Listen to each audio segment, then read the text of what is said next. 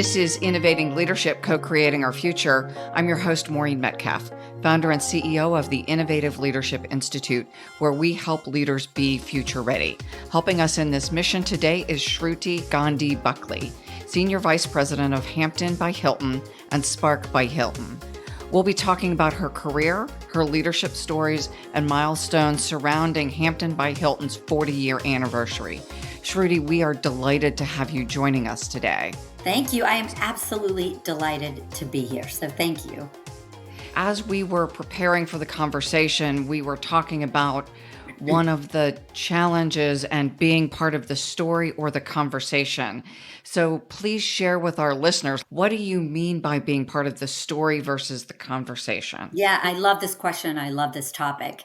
So my background, I'm actually first generation Indian American. I was born and raised in the United States. My mother of Indian background was actually raised in Nairobi. My father in India. They had an arranged marriage and they came over in the 60s. And I had the great fortune to be born in this incredible country, but, also raised in the 70s and in the 80s in McLean, Virginia, at a time when there was very little diversity there. And so there were some great learnings growing up in that environment, understanding how to respond to comments or questions that would come up about my name or my background or my skin color. And I think as time has gone on, what to me is so fascinating is how some of those conversations are still taking place even today in this day and age, right? And we hear it all the time in different ways, shapes, and forms. One of the things that originally led me to Hilton was the fact that it was considered and still is known as one of the best workplaces and work environments, and where there truly is an environment of inclusivity and diversity. And we talk about it openly. And, you and I had a great dialogue around being part of the conversation versus being part of the story. And I want to share a little bit about what it is to be a leader who happens to have an Asian background and be a female, and particularly in a leadership role where there's a lot of visibility. I am in front of our guests, our owners, in a variety of different ways at industry conferences, right, speaking engagements, et cetera. I'm considered the face of the brand. And what has been very interesting is there's, I think, always these backdoor conversations that take place behind closed doors around people who get promoted or get into leadership positions. And the question sometimes is, did they get that role and achieve that kind of success because they happen to be a minority, because they happen to be female? They come from some sort of a diverse background. What to me has really changed over the last several years, and maybe it's the environment in hospitality, the incredible open, candid environment that we have at Hilton, but the fact that I feel now that I am not just part of the story, I get to be part of the conversation, because I have counterparts or friends in the industry where we have this dialogue where there sometimes is a question, well, Shruti, you're on that panel at that industry conference because you're a female. They're looking for diversity, right? It is still largely hospitality industry, just for those of you who may not be that familiar with it, is largely a male-driven industry. The vast majority of our owners are male. And that's been very interesting. But what is also interesting is a large group of our owners happen to come from an Asian background, particularly Indian Asian background. So that's been really interesting. So this dialogue around why I'm in this role, how I achieve this kind of success, why I'm being put in front of audiences at different times, sometimes it does come up, right? Is it because I'm a female, I'm Asian? And now I actually have this incredible opportunity to be able to respond and to provide and shape maybe a different way of thinking. And that to me has been really powerful. At Hilton, we have something that I've never experienced at any other company. And this is the 8th company that I've had the pleasure of working with. We have what's called team member resource groups.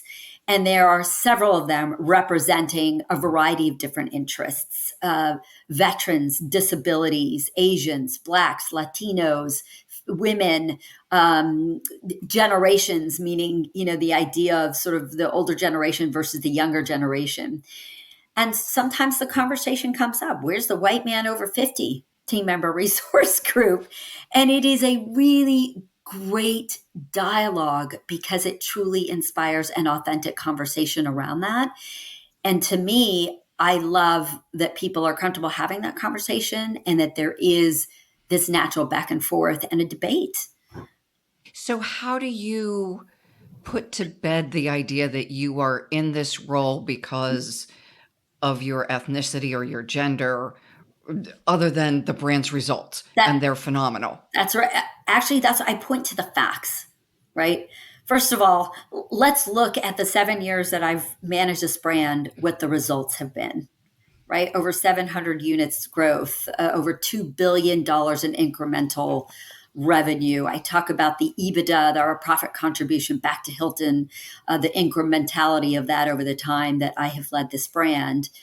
And that quiets people down. Right? We even look at the resource. Our brand is resourced in a very similar way to the other brands. And that's something, it's not all of a sudden as if, I was given this massive team to help kind of guide me through this. I have had the same resources as everybody else. So there aren't any special favors or special conditions that have been put in place. I've had to prove my success. And I will tell you, and you may have experienced this too, right? As a woman, as an Asian woman, and I would think there are people, again, of all different backgrounds, disabilities, whatever the situation may be, where you sometimes feel like you have to actually work harder and prove yourself more to demonstrate, I deserve this role, and I'm in this role because I'm good at what I do. And Especially in a male dominated industry. yes, I've worked in the utilities industry, I've worked in steel processing. Uh, Across the board, it was even in technology. Years ago, I was in at Unisys and Wang, and it was not uncommon to be the only woman in the room. And when that's people would right. walk in who didn't know me, they would think I was the admin, and they would ask me to get them coffee, or back then they smoked, get me cigarettes, honey. And Mm, fortunately, I had a male colleague who was incredibly good at helping me navigate that, because it yes. just is so belittling for someone to assume I don't belong in the room because of my gender. And I think we've overcome that in some cases, and in others we're just more subtle at being racist or You're sexist. No, you're absolutely right. And I love what you said about having a champion. And I feel incredibly grateful that a lot of my champions have been individuals who don't come from a diverse background, right? In fact, right, that I was hired by a group of individuals that didn't have a diverse background, right? And why why Hilton originally called me, it was, we've seen the success and what you have done in your past role, and we would love to talk to you because we think you can bring that same level of success and opportunity here at Hilton. That was the conversation that started, right, the conversations with Hilton and my transition over here. And that's powerful. And I think it says a lot about the organization. And I think it says a lot that even within hospitality as an industry, because it's traditionally been so male dominated, that there is a very open dialogue that, look, we have work to do. How do we carve out opportunities for more female owners, owners of diverse backgrounds outside of the Asian community? And then within our individual companies and enterprises, how do we create an environment of inclusivity? But the fact that these conversations are now taking place in an open door versus a closed door, I think that is awesome. You're a franchise organization, right? So Yes. female owners as part of the Hilton brand.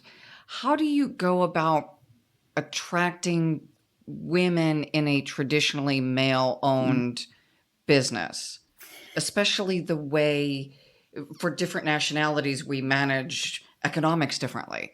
who Yes. controls the money, and that I'm not trying to overgeneralize, but it does seem like a large percentage of the franchises are owned by men. That is absolutely right. And still so today. It is changing. It's a slow change. I think part of it is education, is actually reaching out to women and partnering with different organizations to even be able to highlight the opportunity that hospitality and ownership within our industry is a really successful path from a business standpoint, right? You get to be entrepreneurial, you own your own business, you're managing and how that actually can take place and allow you to evolve and grow as a leader. And so Hilton has introduced several programs and been very committed to being proactive, to reaching out to a variety, again, not just women, but different diverse communities, to showcase the opportunities within hospitality, both from an ownership standpoint, even from a workforce standpoint, from a management standpoint. So you may have women who may not be owners, but they may actually be managing and running these assets in these hotels. And so that to me is really exciting. It takes time because people may not naturally think of hospitality. But when you think about women, women are the natural host, right? That's sort of in our DNA.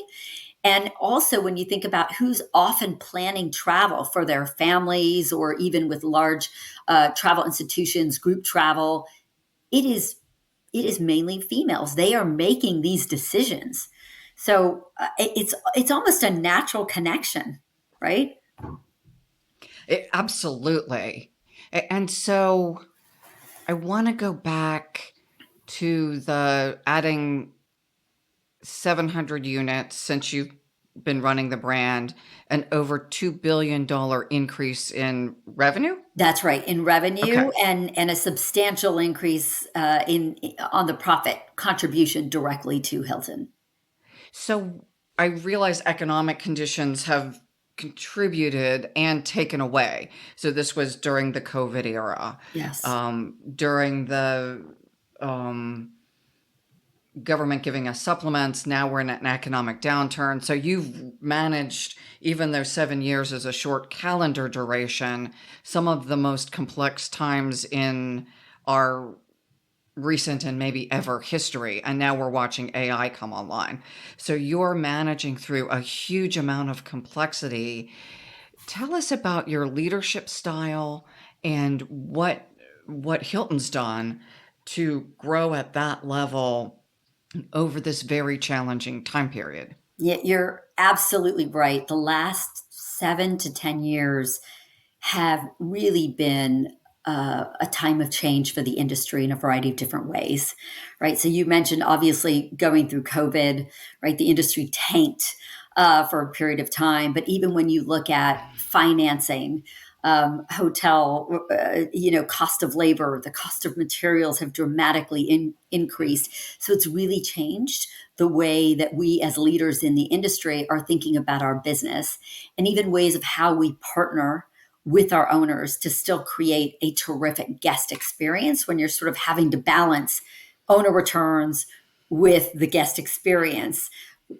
We didn't have to do that before, particularly on a brand like Hampton, where people didn't question, owners didn't question. Great, you want me to make $1 million investment in my asset? Fantastic, I'm going to do it. And now we're having to actually prove out and be able to demonstrate what's the return on investment of X, Y, and Z new change or new initiative. And Especially with interest rates, sorry, especially with interest rates going up, new properties absolutely. and cost of investment is significantly higher because of the cost of capital. That's exactly right. And I'll share with you, I think one of the really wonderful conversations that we were having during COVID, right, when things tanked with our CEO, with Chris Nassetta, and he comes from an owner background, right? So he understands that mentality. And he challenged each and every one of us as leaders. And he said, times are different, right? We have to think differently, but we still have to keep the guest in mind. But you have to also be able to think like an owner. You have to understand your business, right? How these owners make money, the margin performance of your brands, and how each decision you make will have an impact on the guest, but will also have an impact on our investors, right? We have several stakeholders. So as a leader, we have to be able to address the needs of both and be able to balance and walk that tightrope, very much so. And you talked about kind of leadership style, and you talked about change. And so, when I think about my leadership style, I feel like it's just an evolving journey. It's always changing, it's always evolving. Whether it's something economically that happens, like COVID, and things shut down, you had to really think differently and test yourself.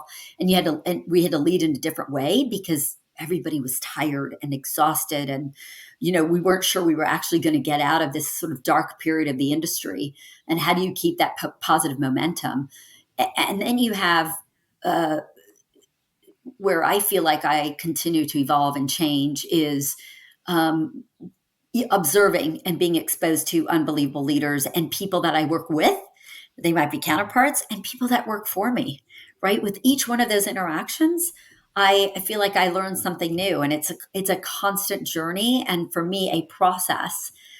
I try to focus on three things from a leadership standpoint, and very consistent with Hilton's ethos, right? And why we continue to be named number one place to work. It people first.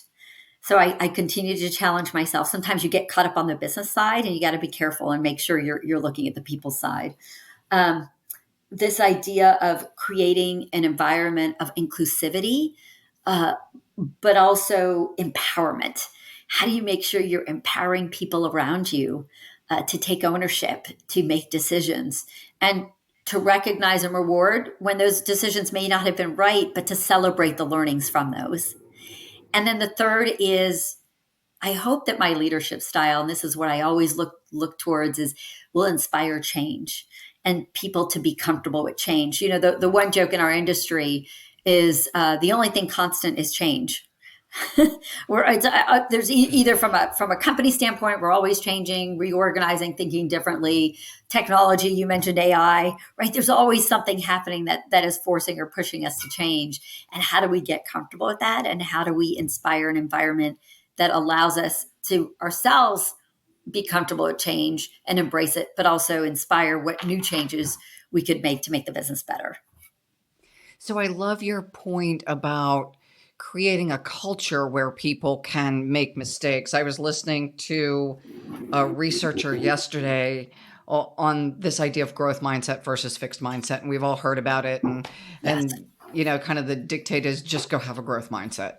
But realistically, and what the research is proving out is even if I come into an organization absolutely curious and willing to experiment, if I'm punished every time I try something new, I'll keep my growth mindset to myself, follow the rules, and do what I'm told. That's And exactly it right. sounds like you and Hilton have created the culture and the systems that promote people, encourage people to grow and change.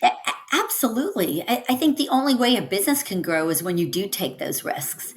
And you also, though, have to recognize when that change that you're trying to inspire may not be the right change. And you have to be able, as a leader, to say, hey, I think this may not be the right thing to do for the business. And here's why. But to what are the learnings, and to apply that then to future thinking and future projects. And then to be able to share it openly. Look, we introduced X, Y, and Z. It wasn't received as we had thought. It didn't generate the revenue, or it didn't garner the guest impact that we were hoping. And that's okay. But what did we learn from that we can apply to future thinking and modeling so that we can continue to grow and get better?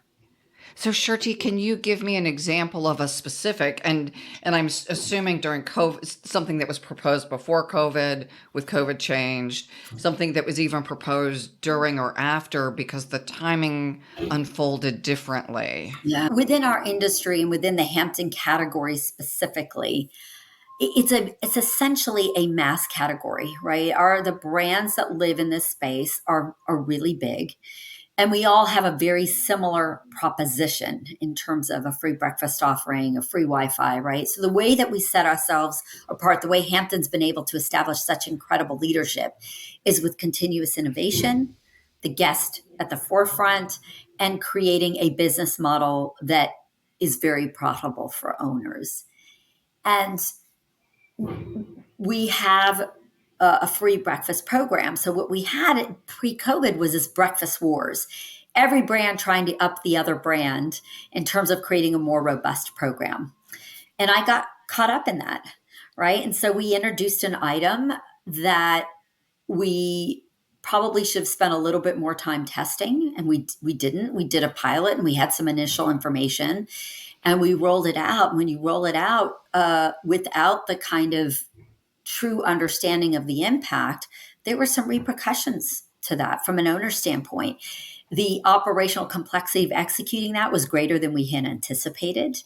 The take rate from a guest was greater than we anticipated, so that drove costs. And it created a little tension, all right, between the brand and between some of our owners. And it was a small item, but yet that small item had an impact. And I was first to raise my hand and said, I was really passionate about that decision. Here's the homework that we did to get to the place. But I recognize there were a couple of pieces that we missed when we were looking at that pilot and that upfront planning. And you know what? We're going to take that off the menu. We're going to think differently and we're going to be more efficiently. And here's the learning and here's how we're going to do things differently moving forward so we don't go down that path another second time. You know, one of your Hamptons in somewhere in North Carolina, we were driving to Asheville, had souffles for breakfast. There was a chef who liked to make souffles. They were fabulous. I wish I could remember where that hotel was Interesting. because they were amazing. So I assume there's also, when you talk about empowerment, there is the ability for individual properties, because I can't imagine you're rolling souffles out brand wide, but that specific properties are empowered to also customize if they find it profitable. Well, it's interesting when you think about a brand like Hampton and 3,000 units across 40 countries. One of the things that this brand is known and loved for is consistency and a great guest service experience. So the consistency is, how do you ensure that when you're going from property to property, that as a guest, you know what to expect and you're getting that expectation met? Hugely important. Mm-hmm. The second piece is, how do you give hotels some flexibility to meet regional nuances and needs of guests, right? Whether it's a flavor profile or something. So what we do is we have a very tight and strict set of standards that we ask our hotels to comply with, but we do add a level of flexibility for them to add one or two items that they feel will either allow them to drive better revenue, allow them to drive rate, maybe support the rate because it's in a high rate market, mm-hmm. right? And they want to make sure they're delivering an experience that helps to allow them to continue to capture the highest rate possible. But we do give them some flexibility within certain parameters. So that's a great example. So we also stayed at a Hilton in Dubai, and that was the rooms were consistent. So the guest experience from a room perspective was the same, but the breakfast experience was very different, much more like a European, that's right, much bigger breakfast than domestic stays. So I assume country by country, you also have different standards. We do. Again, when you think about consistency, consistency is less about every hotel needs to look the same. When you think about consistency, it's really around the service experience, right? At the end of the day, we are a people serving people business, right? And how do we spread the light and warmth of hospitality around the world? And for each brand, that comes to life in a very unique way. For Hampton, we are certainly the best in our category, if not one of the best in the industry at doing this, but it's creating a culture within the environment where people can embrace that with each other as a team and then take that and serve the guest in a consistent way. But you're right. What I say is we think globally, but allow opportunities regionally to be able to be successful in terms of being able to address those regional dynamics and needs from a guest standpoint. Can you talk about back of the house then? Because that's it, running a regional brand. It, I get here's the standard, and you can vary in these certain ways. But when you're in, how many countries is Hampton in? 40 countries, which we're very excited about. And even just change diversity within a country. In the Yes, US, we're going to have different standards. So yes. 40 countries, you probably have 50 or 60 or 70 brand guidelines. How do you navigate that level of complexity and create a consistent brand experience for someone like me who's staying all over the world? That's right. Again, I'll go back to the service experience, right? That's really where the consistency comes from. I think it also comes from for Hampton because it is more of this mass brand. How do we make sure we're delivering on those basics that are so important to the guest? And when I say basics, we're not just providing a place to stay; we're providing a warm, friendly environment where we truly care about our guests, but it's extra clean, right? Our breakfast is delivered with a smile. It's great quality. And that's where we lean into this idea of how do you take the basics and elevate them and create a best in class experience so that when you walk in, you know you're in a Hampton because it is warm, it's inviting. You have that smile coming from the team member at the front desk. You know you're going to get a great quality free hot breakfast. That is an offering that is universal. We're one of the few brands that does that globally on a universal basis. And that you know you're also going to get a really intuitively designed room and public area, right? And so you identify what are the core elements of the brand that drive consistency and drive the guest experience. That's where you build that kind of core standard component around. And then you have the flexibility that you add to make sure it can be regionalized, right? And so that's a brand in a brand family. So Yes. Hampton being only one of the, how many brands does Hilton have? Now 25. So you also have to have guardrails so that Hampton isn't encroaching on Absolutely. other brands. Talk a little bit about how the brand leaders fit within the overall organization and how you navigate. So you want to introduce something else, but that encroaches on something that the higher end brand finds as a uniqueness. Yeah, absolutely. And it is always an evolving opportunity for us. I would say Hilton, because the environment is so open and there's a really close connection between all of the categories and all the brands. And it's an environment that does certainly promote conversation and discussion and this push and pull.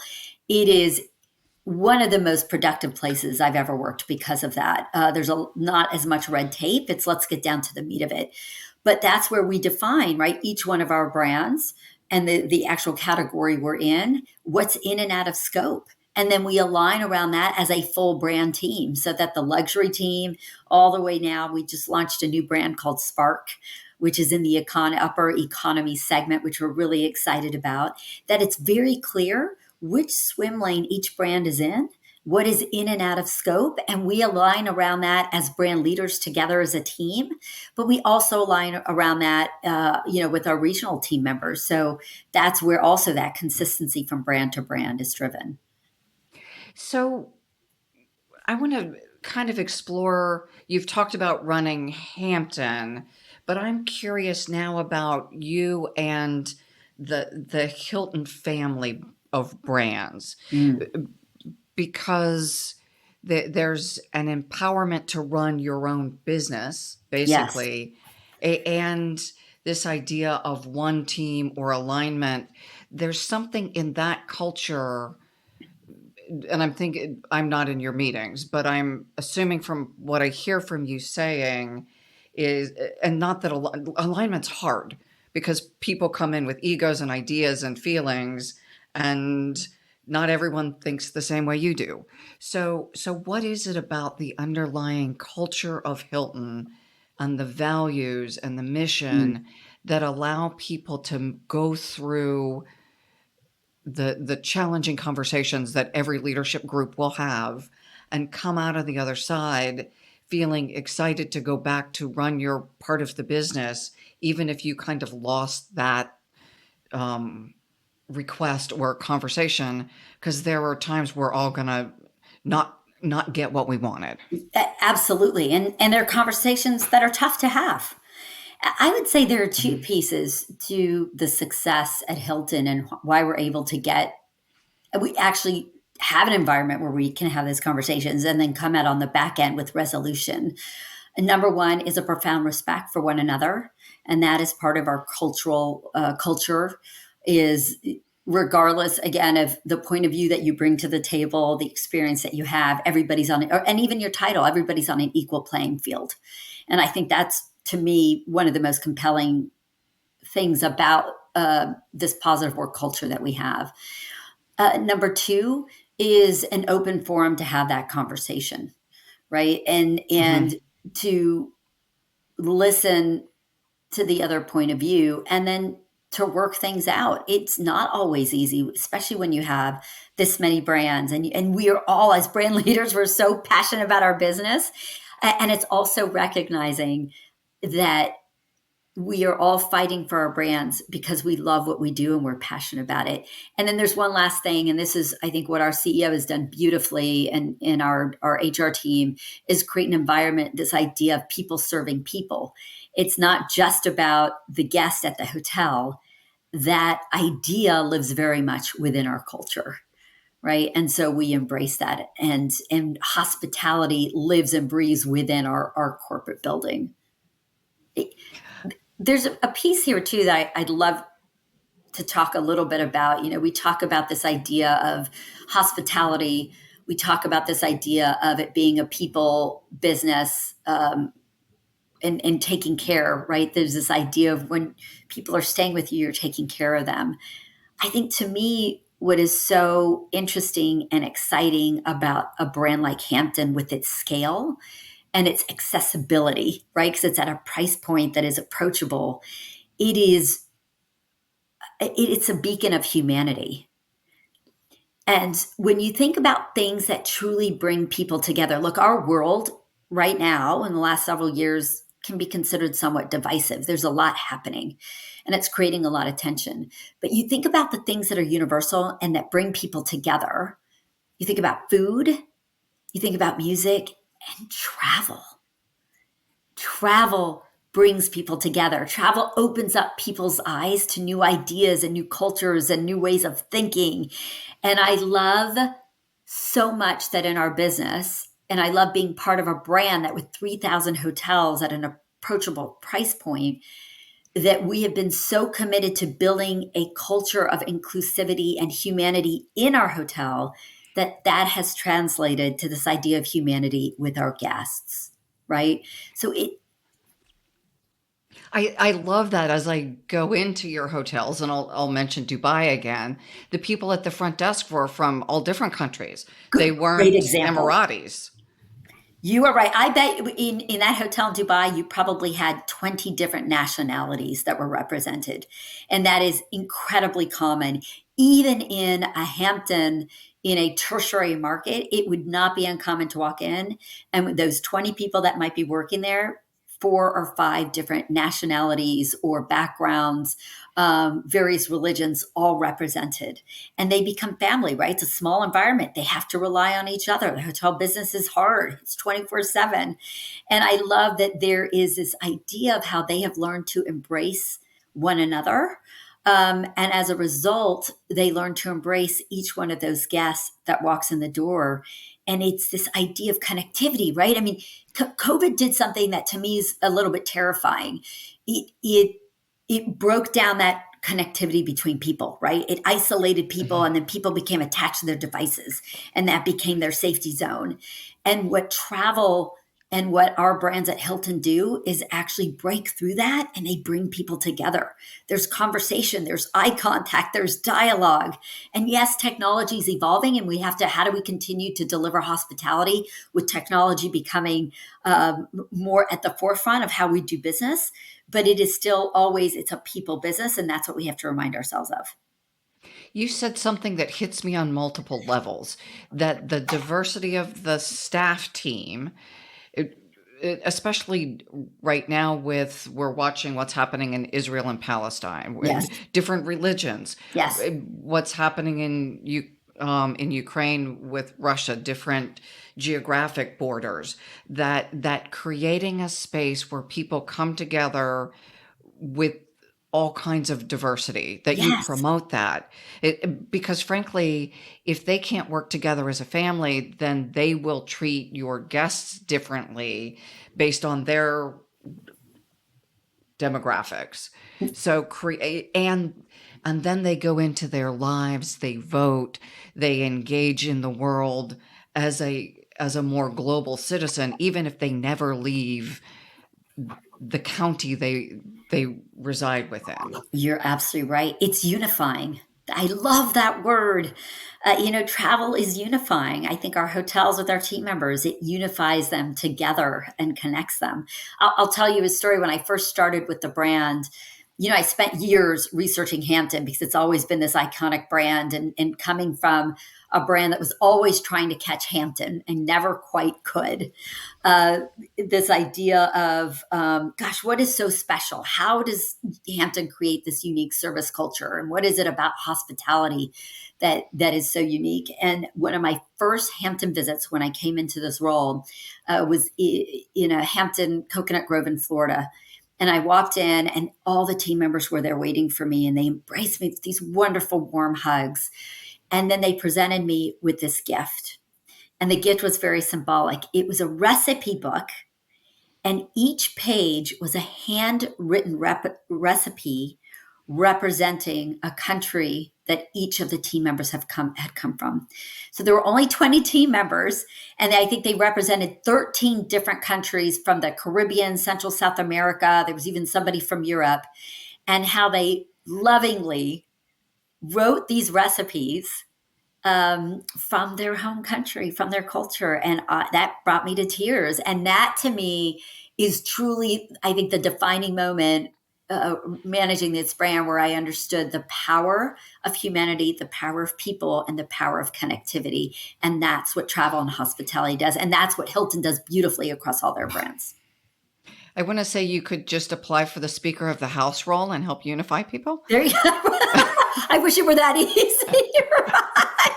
If we could all just kind of, if more people could travel, and more people could kind of let down that barrier when they travel, I think the world would be a different place. But look, it's exciting to be part of a business that is making an impact on that. Even within sort of hospitality, I mentioned vast majority, like the one largest ethnic group that's represented from an ownership standpoint is the Indian Americans. And I can't tell you how many of them have come to me and said, we are so proud to have a female Indian woman leading one of the best brands in the industry. And these are owners that are flying their private jets, and they are, they have made a tremendous, they themselves are incredibly successful. But the fact that they see me in this symbolic role there's a sense of pride, there's a sense of responsibility, because I feel like now I'm responsible not only for their livelihood, because so many of them pour their heart and soul, right? As immigrants, they came over and they moved into the hotels, and they, slowly started to build these businesses, but also for the over 100,000 team members in these communities around the globe, where we provide a livelihood for them. And that's pretty exciting. It's daunting sometimes, but it's exciting at the same time. The other one I'd like to add to that is, while many of the owners right now are men, many of them have daughters. Yes. And many of them may want their daughters to grow up and own hotels, not just marry someone who owns a hotel. Beautifully said. And I'm so glad you brought this topic up. Yes. And, uh, look, what's really interesting is you think a lot of Asian countries have actually had really strong, powerful women as leaders in their past. Pakistan, India, right? It is very exciting that these men are bringing their young daughters to industry conferences. They're asking me to talk to them. They're asking about internships in the industry. They're actually putting them to work in the hotels so they understand the dynamics of the business. And you're seeing more and more of that. And I am so encouraged by the young women across all different nationalities and colors and races that are getting really excited about the business, that they can own a part of this, they can be a part of this, and to share what that means, I think is really exciting. It is interesting as we see the startup culture and the gig economy. Here's a traditional business that women can own. Yes, you're 100% right. And, because these assets are relatively confined to a community, right? So, what it does is not only allow them to run a business, but they're contributing to their community. They're providing, Mhm. right, a livelihood for the people in their community. It's allowing them to connect back with their community in different ways, right, and build relationships with the Chamber of Commerce and local charities and businesses. Vast majority of our hotels and owners are deeply involved with the community from a charitable standpoint, right? And this idea of giving and contributing is really important. And the story I love to share is, look, you get to impact lives of people in all these different ways. What an exciting way to run a business that can do that. Well, and there's something about you start the hotel, it's a huge investment. Yes. Your family owns and operates, and in many cases, you said lives in the hotel.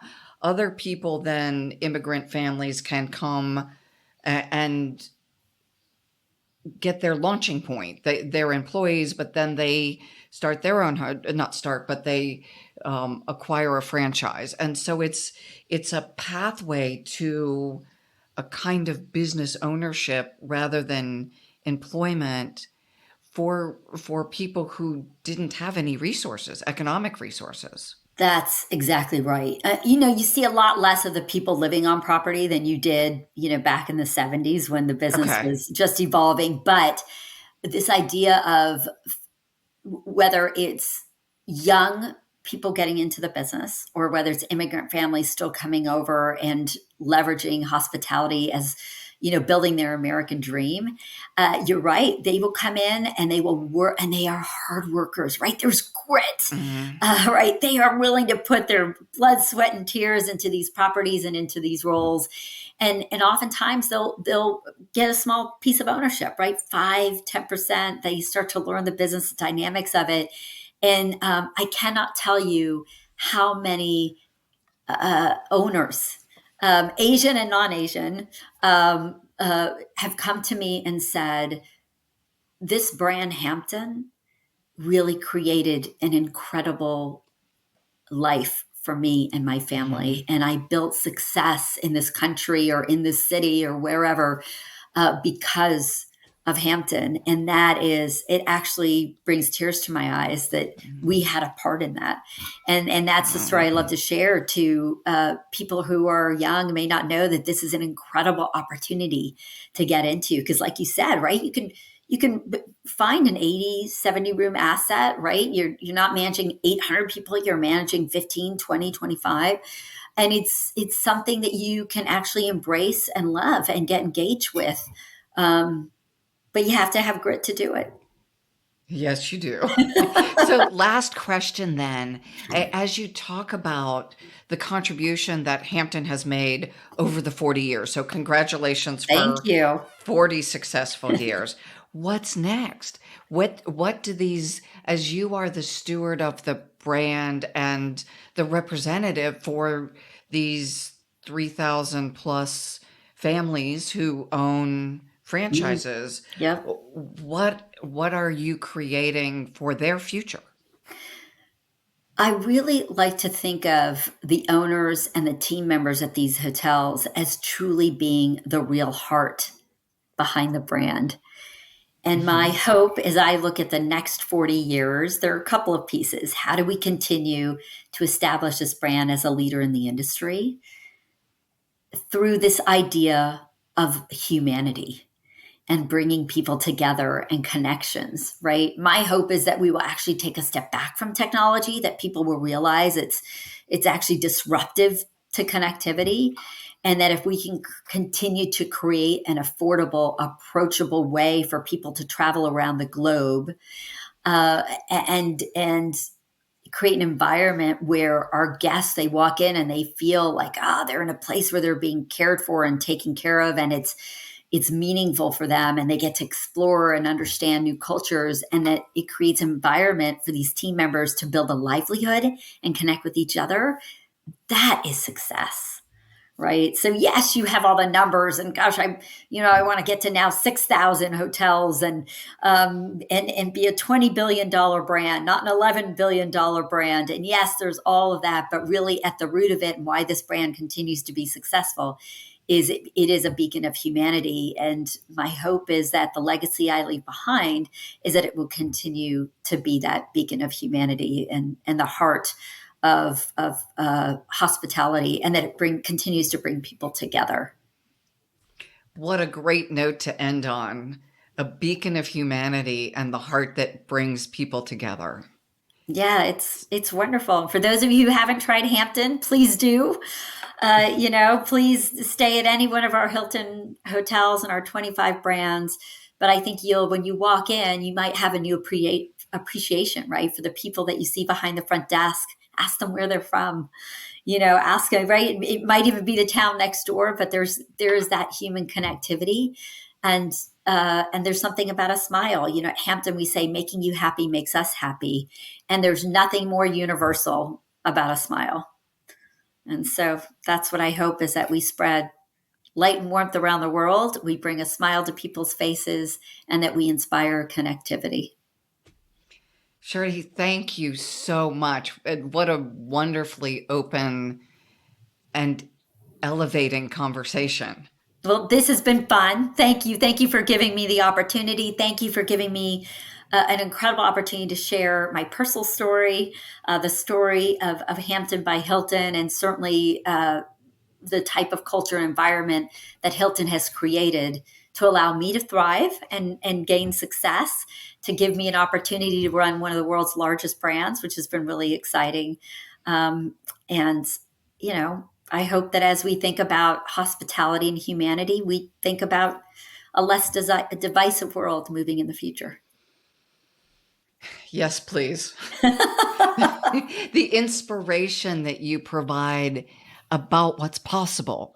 Yeah. As I think everyone in my circle wants a more inclusive world, and it is easier to move toward that when we see role models of what creates it. Mm, And you've created a role model for, okay, that recipe book. Now, that's not going to work for everyone, but right. that experience, that people can wear headscarves of various sorts Yes. and be treated with respect.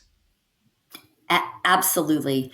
A lot of that came from my family, right? Having moved here as immigrants and seeing what they went through. And I had cousins that moved from India as teenagers. I can't even imagine, right? I was born and raised here, so I had a much easier time integrating and navigating.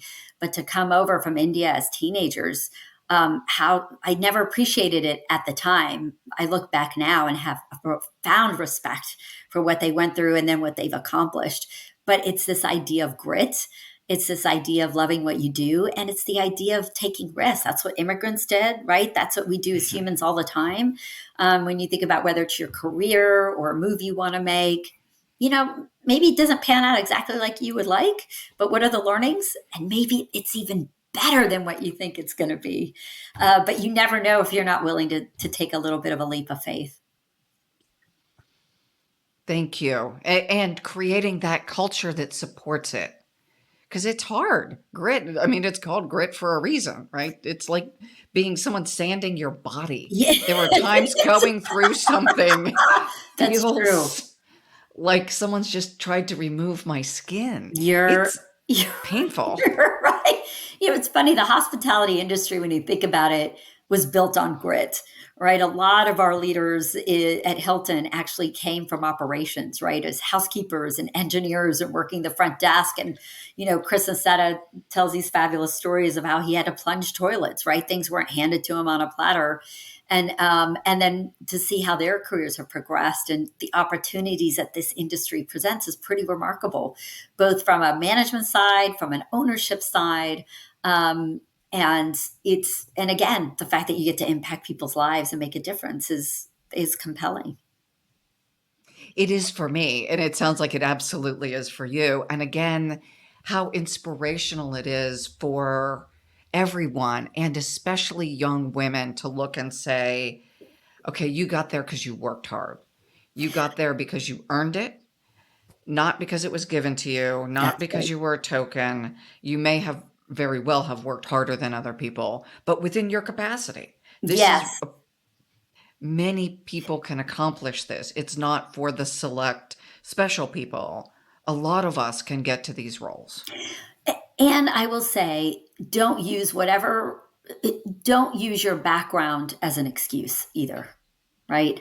And that's something that I think we tend to do, right? Whether it's an age thing or a diversity thing, and don't don't let people shape who and what you are, and B, make sure you are not making excuses on why you're not in a place you want to be, and leverage the incredible people that are around you to build you up. Because yes, sometimes it may be harder, not harder, depending on what your situation is. If you come from a diverse background but there's an incredible community of people from all different backgrounds that are ready and willing and excited to lift you up. But you have Mhm. to open up that door to those conversations. You have to ask sometimes for that mentorship, for that sponsorship.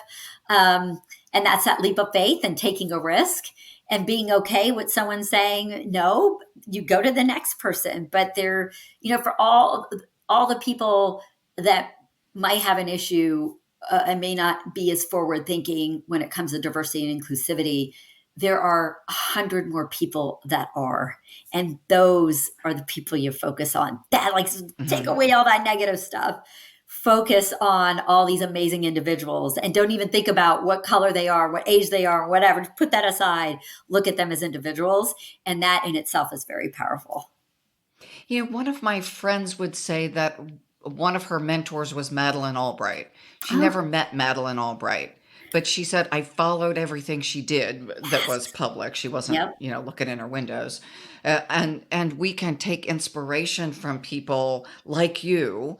Even people you will never meet in person You're can right. still look to you and say, okay, I actually grew up probably 20 miles from you. We grew up in the same kind of environment, most likely. You made choices in that environment. I made choices. Who did we look to as mentors? And I realize that's a different conversation, but being in the DC ecosystem, I I would go to Congress and sit and watch uh, women in roles of power. I also discovered I didn't want to do that, but there were women in those seats to watch and see what was possible. I love what you said about see the possibilities. And I would actually challenge folks to look beyond women and minorities and look just at people in general as inspiration, right? And so, I often Mhm. get asked, "Oh, Shruti, who inspires you, and who are the leaders that you look to when you think about your the inspiration?" And there's so many people, like you said, some that I've never met that I admire because of how they have presented themselves, how they've led um, organizations or countries out of crisis. I actually sometimes look at my counterparts or even people who've reported into me in the past. Mhm. And I said, wow, they have these really great qualities right, every person you meet, there's a learning opportunity, and every exposure you get is an opportunity to learn. Sometimes I do it better than others. Or sometimes I feel like I'm leaning into it more than other times, and so I have to remind myself, wait a second, this is a learning opportunity, and seize it and take advantage of it. So you have to remind yourself of that. But you're right, I love that you've opened this door to think more broadly, right, about who you can think of as inspiration or models of behavior, or leaders you admire. So, Shruti, thank you for sharing and now putting yourself even more broadly in through our show as one of the people. You happen to be female, you happen to be Indian American, but an inspirational person irrespective of your demographics. Well, thank you very much. And if I'm hoping my stories, will spark a different way of thinking. Will motivate people to think differently about their career and what they can accomplish. But we are very fortunate to live where we live in this country, regardless of some of the craziness that might happen from time to time. There's still great opportunity, and just remember, you as an individual get to shape what that opportunity is. Don't let other people shape it for you.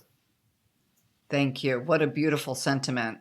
Because you've overcome a lot of adversity. I've overcome adversity. And there were things we didn't overcome. And you just go around that stuff. You're right. And there are a lot of people that have been through 20 times more than I have. Yep. Right. And I think about that a lot. And so when you do go up through a hard time, you're like, wait, I got to take a step back, because that is nowhere near what they're going through. But what can Mhm. I learn from that experience? So anyway, this is a great conversation. I appreciated you sharing your stories, because it's great to hear how we all have our unique stories of challenges, regardless of what your background is.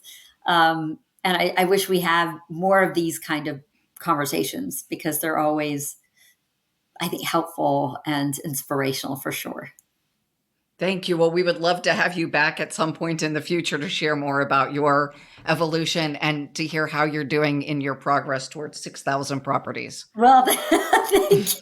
I look forward to that conversation, and wish everybody, all the best and much success. And again, think about this idea of, humanity and how we can all Mhm. contribute to that. How would listeners learn more about your leadership style and obviously about Hampton by Hilton and Hilton overall? Yes, thank you for asking that question. Certainly on LinkedIn, I try to stay as active as possible. Not always as much as I would like to be, but certainly I share stories of my travels and my career journey through LinkedIn. And then for Hampton by Hilton, obviously Hilton.com, and our Hampton. By Hilton.com, and then our Hilton Honors website really is a great way to learn more about all of our Hilton brands. And we hope you will come and explore, because we have some new exciting brands we're adding to our portfolio. And you can explore all the wonderful places that you can go to meet new people and connect. Thank you.